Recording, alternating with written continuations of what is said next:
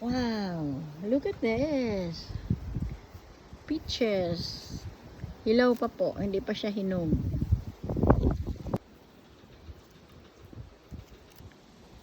Ito yung mga olives. Ito po, sa mga hindi pa nakakakita ng olives. Ayan po ang olive. Olive, this is an olive tree. Ang dami-dami yung bunga. Dami yung bunga, itik na itik sa bunga. Alam nyo po, mapait ito eh. Kaso lang may process sila na ginagawa para matanggal yung pait niya. Tingnan nyo naman po ang mga grapes. Tingnan nyo po. Ang dami oh.